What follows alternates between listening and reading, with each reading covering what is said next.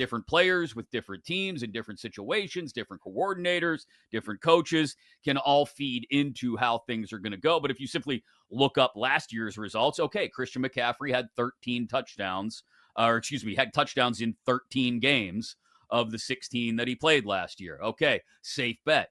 But again, things change from year to year, much less week to week. Yeah, for sure. Just process wise, like the first thing that a lot of people are going to do is look at the high total games because obviously you have a higher total, you're going to have more touchdowns in the game.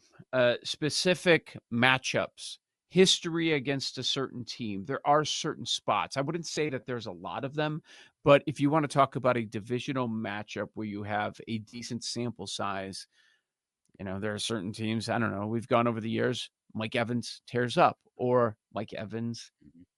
Remember when Lattimore had his number for so long? There are certain Mm-hmm. matchups like that where a player could be completely shut down. Red zone usage, like going into a new season, do we have the same offensive coordinator? Do they have any strong tendencies? Is it the same quarterback? A lot of the same weapons? Now, when there's turnover, you need to be careful about that early on in the season. This is narrative based, but Mm-hmm. a lot of times revenge factors, former team factors, they come through, and people like to bet into that. Also, process wise, the earlier you get this done, the better for you as a bettor. If people don't realize these numbers end up going up usually midweek, Wednesday, Thursday. And if it's a Sunday night football game and you're waiting until, is it still Carrie Underwood doing the song to I think so. get your bet in last second? A lot of times you're giving up half your damn value. That, okay, cool, you got plus 150. Guess what? On Thursday morning, that thing was plus 350. It happens all the time just because it gets in the bloodstream. It's talked about.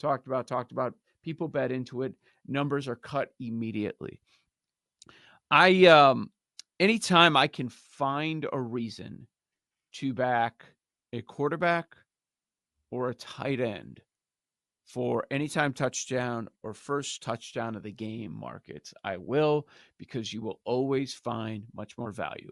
There's value for a reason because typically running back receivers end up with the majority of touchdowns, but there are stretches sometimes where that first touchdown of the game where a quarterback ends up with the sneak, and if it's their Mm-hmm. name is not Jalen Hurts or Lamar Jackson, sometimes you can get numbers like 30, 40 to 1.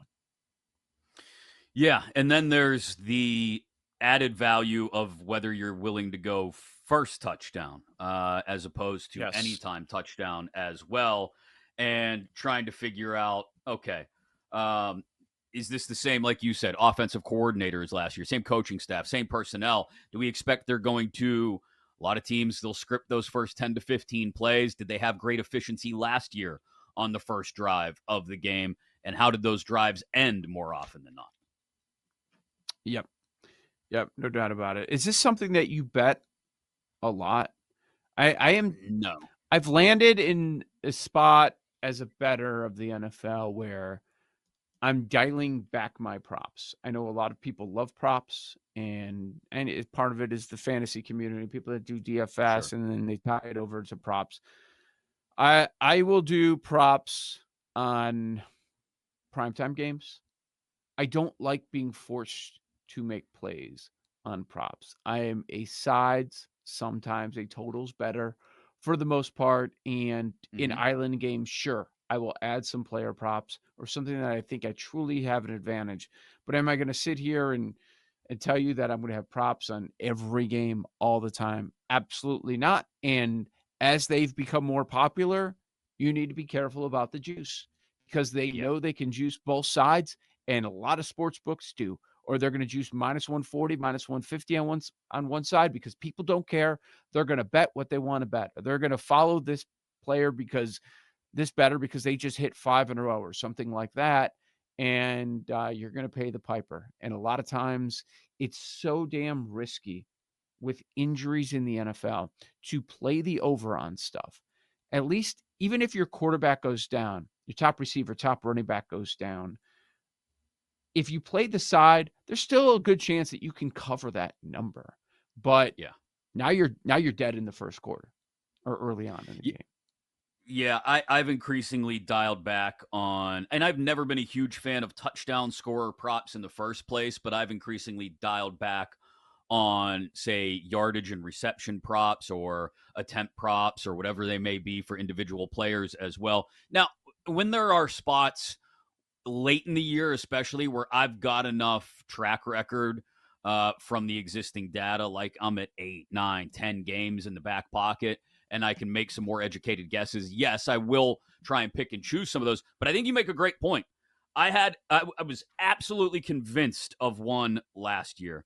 There was a Michael Pittman prop, and I forget it was priced. It was priced accurately, but the prop felt a little low as far as yardage goes, based on he was on an absolute tear in the middle of the season. And it was a game against the Steelers. Pittman gets hurt. I want to say it was first quarter or early second quarter.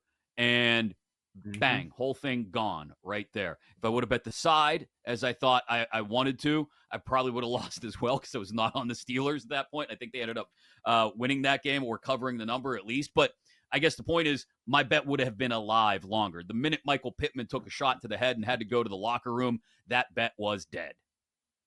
Yep.